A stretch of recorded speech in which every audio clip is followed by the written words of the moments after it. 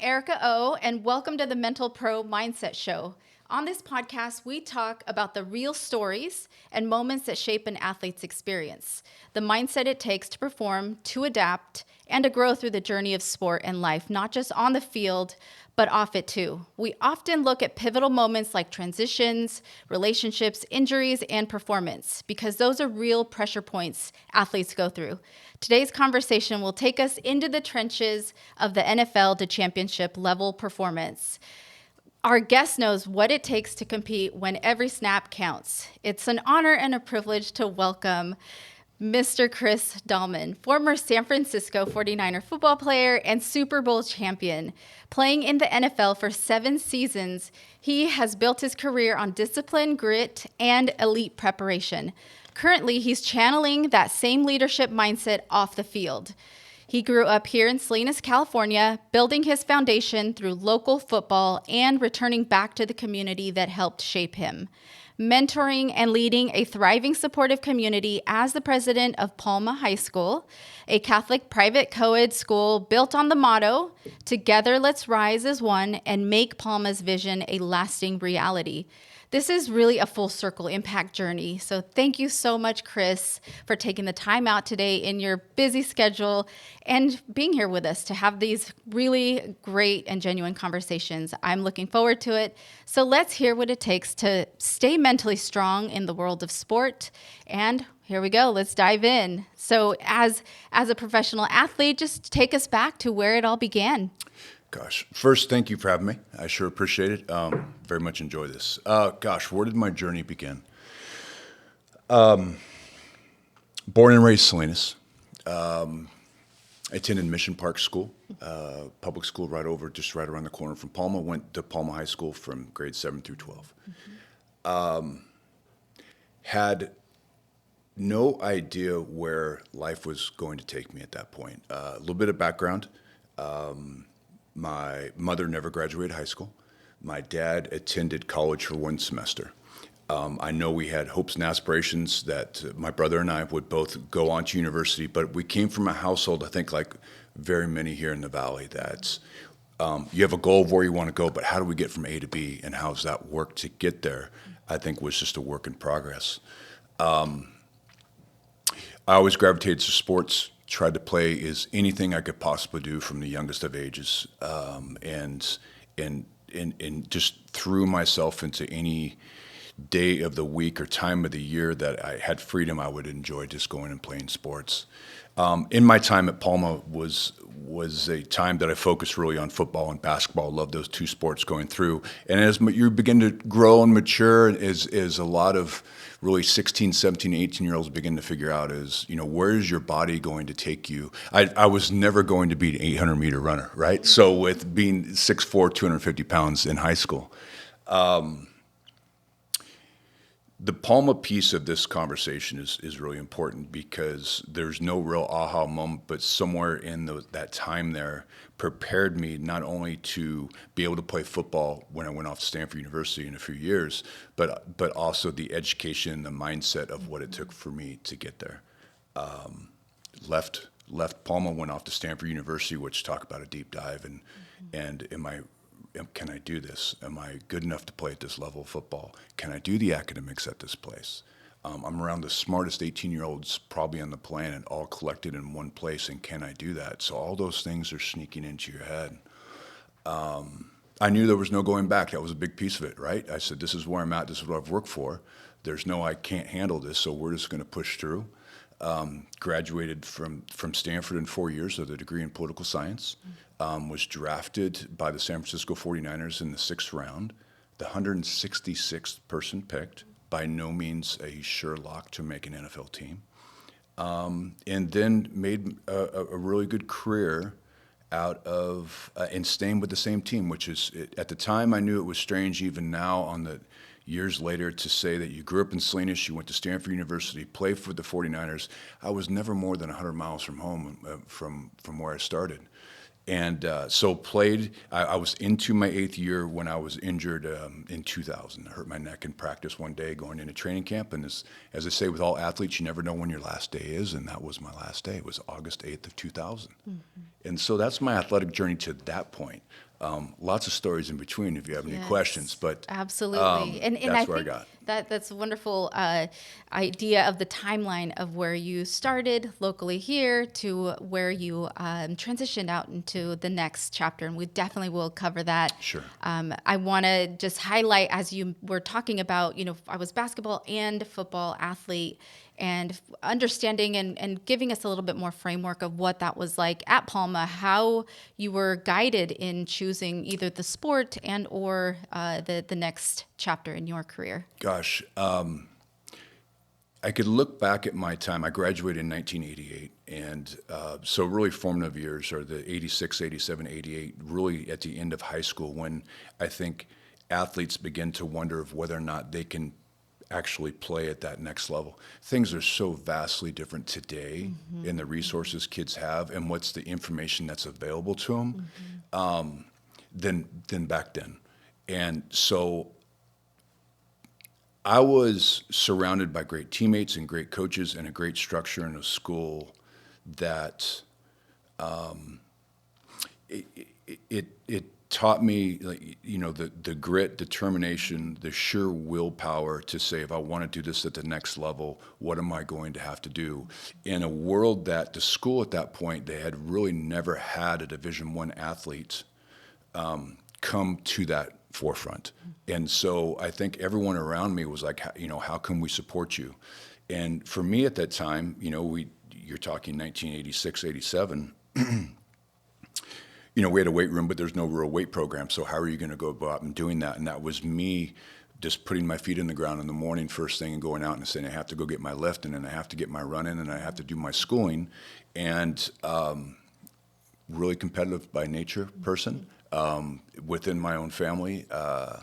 And so just putting that one foot in front of another really, I guess, probably taught me more out of that time in my life that you may not know where this is taking you, but if you do the work every single day, a little step every single day, and improve yourself a little bit every day, compete a little bit harder every single day, then you can usually get you to where you want to go. And that was really my journey, because, like, as I said, there was no one in front of me, and nowadays there's so many kids around you with so many stories. There's people even put together game plans for you about how you can go do that, and I just didn't have that, but I just knew what's today, how am I going to handle today, how am I going to compete today, and things begin to take care of itself. Yeah, it sounded like you had that intrinsic motivation and drive to really get you to that next level, and surrounded and supported by community. I think that has such a vast effect on you as a person and as an athlete and individual, being able to see what's my next step,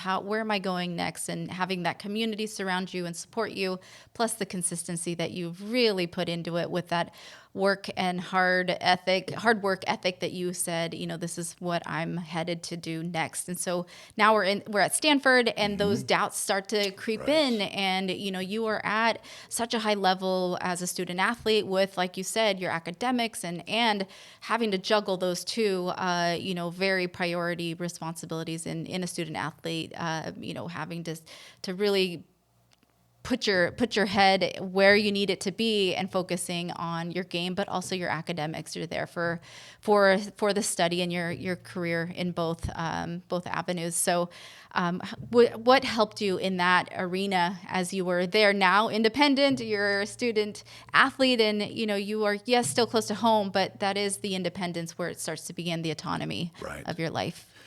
I learned early on, and I've carried that through, that it's okay to say that you're not 100% sure where I should go or how I can get the help.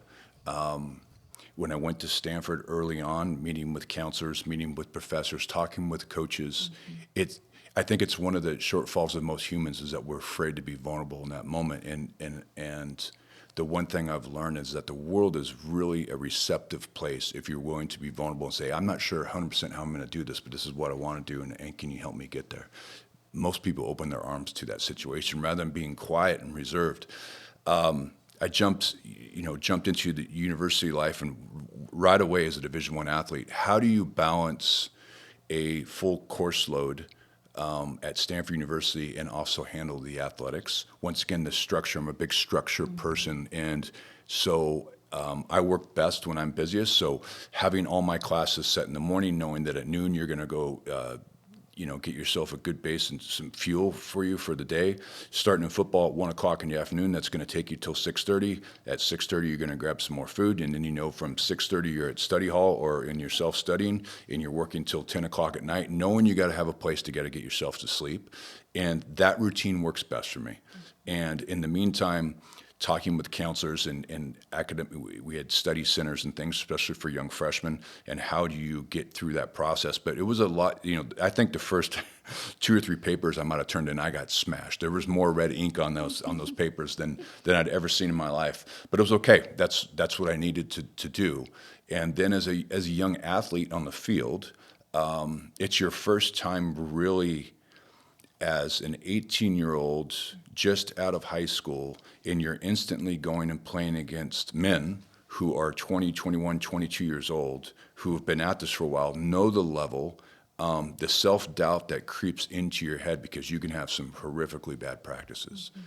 And how do you overcome that? For me was trying to learn to get the belief that I could be there. Mm-hmm. It doesn't happen instantaneously, and I think actually false bravado sometimes can be a bad thing. But just learning that you can be, and every day is going to be a little bit better. Mm-hmm. As I always say, like, I wasn't going backwards. There was no falling back for me. So this is the best place in the world for me, the best education I can get, playing football at this level. I'm not walking away from this. And so you just put one foot in front of the other. And then the same thing, that if you approach every day that I'm going to try to get better, then pretty soon you will see those little incremental changes on the field, and you get to have a little more confidence in yourself and your teammates around you saying, hey, good job, and how those things are going. But that's just how I work through there. But from the first days of being a football player in that field to the end of my freshman year, just the confidence level that I could do that was huge for me. And that coincided with the athletics. By the time I was probably Christmas time within my freshman year, I said, okay, I can handle this. Mm-hmm, mm-hmm. Yeah, it compounds, as you were describing, having that structure and having your framework. As you said, I needed write, and even I wanted to ask you if you would write these down, write down exactly your structure and what your schedule looked like, because those are the tips and the tricks, right, that helped you. Of course, it might not help everybody, but it gives us an idea of having this schedule, having, it written down, understanding what I need to do from time in, time out, that kept you really focused and honed in on what you had to accomplish. So seeing it, and then as you were describing the confidence, believing in it, and compounding it eventually does compound. Confidence is a skill that you can learn. So I really feel and notice that had so much to do with the framework, that foundation of what helped you get to that next step. The schedule piece is, especially when you're an athlete in college, is so important. And it's nice because a lot of that is provided from the outside world. Like, this is your schedule. This is where you're going to be at school. This is how your day is going to play out. I needed that because I looked at it as the roadmap of which then you could find your success. Mm-hmm. If you were going to university and you didn't have the structure that I was provided, luckily, I think you have to make your own. You have to create your own schedule. Otherwise, you're going to find yourself like, well, what am I doing now? I could be doing this. I just stuck to this every single day, knew that these were the 12 things that I needed to get done in my day. And if I could knock those off and get to another day, then you begin to have confidence in yourself that you're just going to grow. Mm-hmm, mm-hmm. Yeah, definitely. And so in the preparation, now we're moving into professional transition as a professional athlete. What did mental preparation mean to you at that point in time? Gosh, to step into professional football at any level, you better have a sense of understanding that, a belief that you belong there. I said I was the 166th person picked in the draft in the 6th round. The 49ers had found 5 other players in the first draft picks that they thought would be better, not better for the team, but would be an added piece to the team that before me. So I was very much just happy to be there. I didn't have a hang up that I was a 6th-round draft pick and they don't like me or I'm better than this and angry about it. I knew exactly where I was, and I kind of liked and enjoyed that role of I'm going to come in under the radar a little bit and I'm going to work at this and go at it. Gosh, the mindset changed though when you talk about the jump.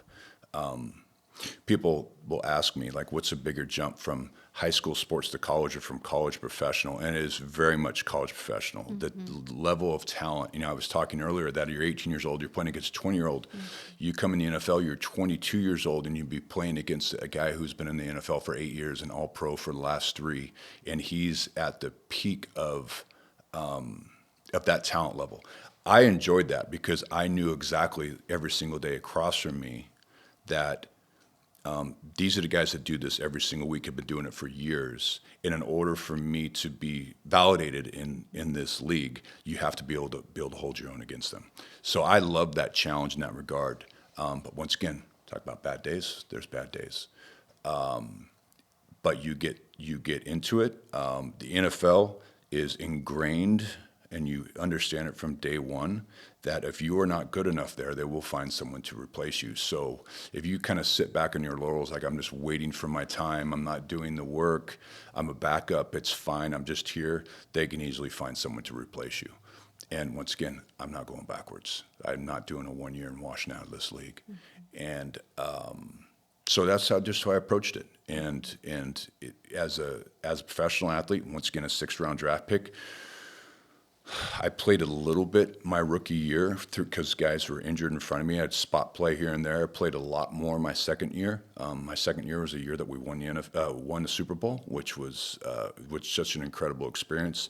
And finally, in year 3 is when I kind of broke into that starting role and started about half the games. And in year 4 was a starter from all the way out. So that's years, and that's the patience of years to get there. And I sometimes wonder if people don't have understanding of the patience, that it's just not going to come right away, and that you may have to wait for your time.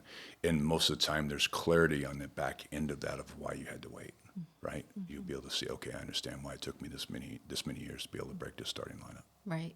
Yeah, patience it takes that mindset to really understand that you are having to be okay with what's happening in front of you and just really sit back. And you were describing such a important way of your outlook as a growth mindset, looking at these opportunities that were in front of you that might have happened, unknowingly and affecting you, where you were able to say, okay, I'm not going to look back. I'm not going to let these thoughts get in the way. These are, moments that are my learning points. These are points in my career right now that can help me keep moving forward. As you described, don't look back. Yes. It's definitely that growth mindset to just really keep pushing forward and seeing the opportunities in situations like mistakes or other situations like when there are those moments that you feel that you have a setback or there were mistakes, situations were coming up. What helped you in those moments to help you stay steady and really understand what the setbacks were and help you stay mentally strong? The tough thing about any sport, when you no matter what that sport may be, is you can have bad days. The very tough thing about being an athlete and having bad days is you're doing it very publicly.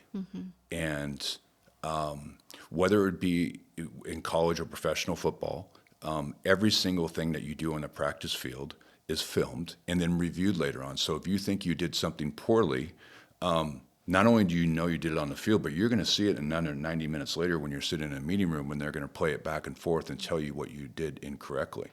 You have to be able to understand that and get calloused to that and understanding how you move forward. I think it's one of the things, especially in professional sports, that a lot of people don't quite understand. Could you imagine on an everyday basis, you're going to work doing whatever you may do. Maybe you're an accountant down the street and someone's filming you every single day. And when you make a mistake, not only that, but let's bring everybody in the office in at the end of the day and let's take a look at your mistake together. And how do you manage that?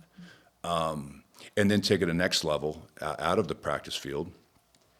to, that you are hyper aware as an athlete when you're playing and you're out there on the field that not only are you doing this in front of 75, 80,000 people in the stadium, but there's millions at home watching you. To that, one thing I was lucky I didn't have to deal with, but athletes do today, is compound that with the noise that can come from the outside world now through all of these devices in our pockets and our phones. How did I know you were going down that Exactly direction? right. And how you can get through. It is human nature to want to see what people say, and then digest the negativity that can come at you there's no one harder on themselves than the athlete themselves at that time. So how can you push through that? How do you know that the next play is the next play or the next quarter or the next game? And how do you build on that to get better? And that's a resiliency that I think is very underrated when it comes to any athletes, whether it be high school or at the professional level, is when I do fail and I fail publicly, how can I rebound back from that? And as we started the conversation with, this happens both on and off the field, and, thinking of the students, you were a student, you transitioned into Stanford being a student, there are moments where, failure happens all throughout your life. And so having that resiliency, having that ability to bounce back and really push through, and find that intrinsic drive, that motivation that is going to keep you pushing to the next. So how about sustaining your focus when you were in that peak, as you described? How did you sustain your focus, and describe anything that helped you stay on task in those high pressure moments, to really get you to perform at that level? Right. I suppose if someone ever said, like, hey, what's your superpower? Yes. It is to be determined on and willing to just sure will yourself beyond a limit that most people would say, like, why are you doing that? For me, that's me. How I approach something is I just take one more, it's another inch, another inch, another inch. And that's what gets me past the bad times and the bad games and the bad moments. And mentally, a bad day, and how do I overcome that for the next day is I just know that however I approach the next step, whether it be the next play or the next practice or how that's going to go, is that I am just with dogged determination going to push myself harder into that next one. Is it masking in a way some insecurities and some self-doubt? Maybe so, but it was what helped me, and whatever tool I had to know that it's not going to do me any good as an athlete to kind of wallow in this bad moment, but I'm going to grit my teeth and say, how are we going to step forward with that? And so that's just kind of how I approach, even as now sitting here at 55 years old, every single day with just kind of a determination that if you just keep working at it, it will get better. Yeah, no, I appreciate you calling it a superpower. I definitely align with that word, and know that, each individual has their strengths, and know your superpowers, because that is going to, like you said, just inch you to the next. And that 1% that you're just compounding daily, I hope that, the listeners are hearing your playbook. I think you're clearly telling us and giving us that insight as to what helps you not only as a student athlete, as a professional athlete, but just in the day-to-day grind that, we have to see and have and feel and experience it on a day-to-day. So I definitely appreciate that you called it the superpower. I think that we're definitely gonna. And there's a patience that has to come with that, to understand that it's not a one-day fix or a one-week fix or sometimes a one-month fix. It's just I'm going to keep putting this in front of the other. I've never come across anybody who is disappointed that they worked too much at something that they really cared about. You never hear, man, I just wish I wouldn't have worked that hard for that. Because there's a lesson to be learned in that no matter what. Did your ultimate goal? maybe not, but you're sure happy of the work and the tools that you learned along the way. Yes. More often than not, you're going to hear someone in the backside go, gosh, I just really wish I would have given that a little more effort at the time I was doing that. Now that I see that in hindsight. So I always kept that on the forefront. Like, don't let opportunities pass, and try to jump at it as much as you possibly can. And at the end of the day, you're going to find why you did it. Yeah, and it's almost like I see it as, putting the spotlight and the focus on what is the task at hand, what's happening in this moment, what are you focused on, working on, and really grinding to reach that, success in that specific moment. And then the goal comes, and then you reach, that overarching, goal that then comes in the end from working so hard. Absolutely. So if we can shift into, I know that you briefly mentioned the injuries and, how that impacted, any mindset challenges and or how you approached recovery. And like you've, clearly mentioned your playbook that, it's about being patient and really seeing that, it will surpass. It's a great question. With sports come injuries, and I have had plenty, especially in over football, and multiple surgeries and setbacks and missed games and things of that nature. It comes with the territory. Inevitably, what ended my career in August of 2000 was I was at practice one day, and I just got a pile of people following me from the side, and I compressed my neck back. Now, when I was in college, I had already hurt my neck once, so this was a second injury to my neck. Of course, it was not great. I was laid on the field, and I knew immediately something was not really right with my neck. Being me, I think I went to about 5 different doctors over the next 3 or 4 days, all trying to find one doctor that would tell me it was okay to continue to play. It took my wife, who I've known and been with since high school, to come with me to a doctor's appointment and say, she point blank asked the doctor, should he continue playing?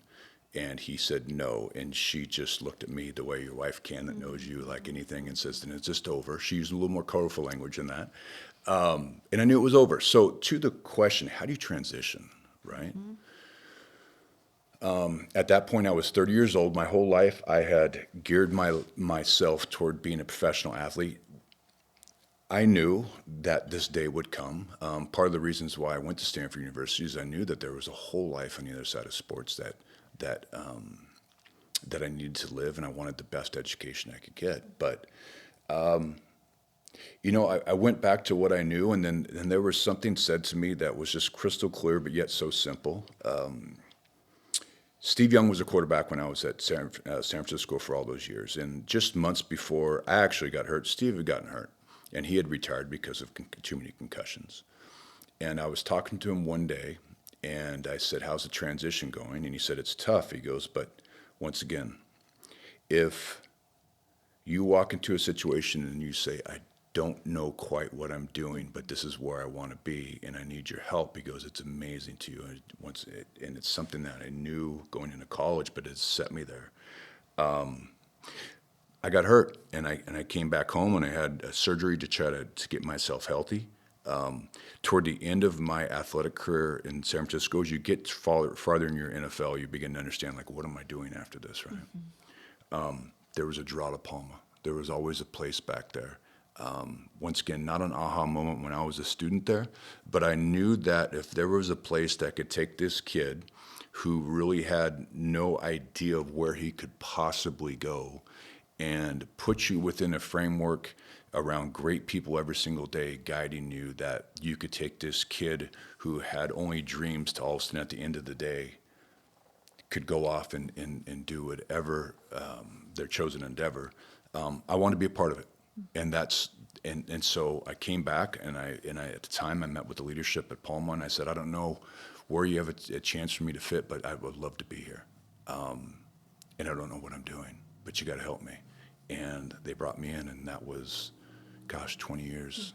And now here I sit. Yeah, thanks so much. You mentioned it again, just reaching out and asking for help It's amazing. at couple of points in your career life, and in these moments that are very vulnerable as a student athlete, as a student, uncertain of which trajectory, even though you had your mindset on certain goals, but just being able to ask for help, it says so much about who you are as a person. And I have appreciated every moment and hearing and knowing and understanding you as a whole, and full circle in that journey, really to where we are in our conversation.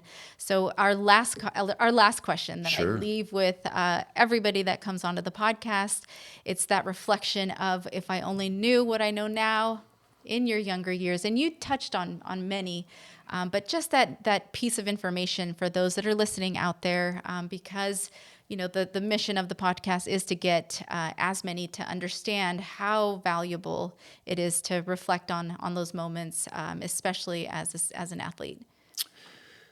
If I knew then what I knew now, I think it's self-doubt sometimes is a good thing. It's okay not to be okay. It's okay to acknowledge that you're not doing okay. The ability to tell people that and talk it through is very helpful. But I'd also add to that is that the next day is another day, and to put your foot out in front of it. You cannot get mired in your self-doubt. I can't do this. This is not okay. You have to be active in that role to do that. Maybe I kind of just did that because it was ingrained just to do those kind of things. But I suppose to the question is, this is the path. This is how you get out of this, right? It's okay. Today's another day. The tough thing about youth today is they just don't have the life experience to understand that there will be another tomorrow, and that 5 years from now it's going to be okay. One of my favorite sayings is the difference between tragedy and laughter is about 6 months. And as bad as it can be today, in about 6 months, you're going to see why you went through it, understand what you learned from it. And sometimes scars are good, right? You learn how to go through there. So for me, I would go back and just saying, hey, stay the course. You're confident in what you are. You didn't get here by accident. And you could say that to almost all young people, and particularly athletes. It's no accident you're here. Believe in yourself.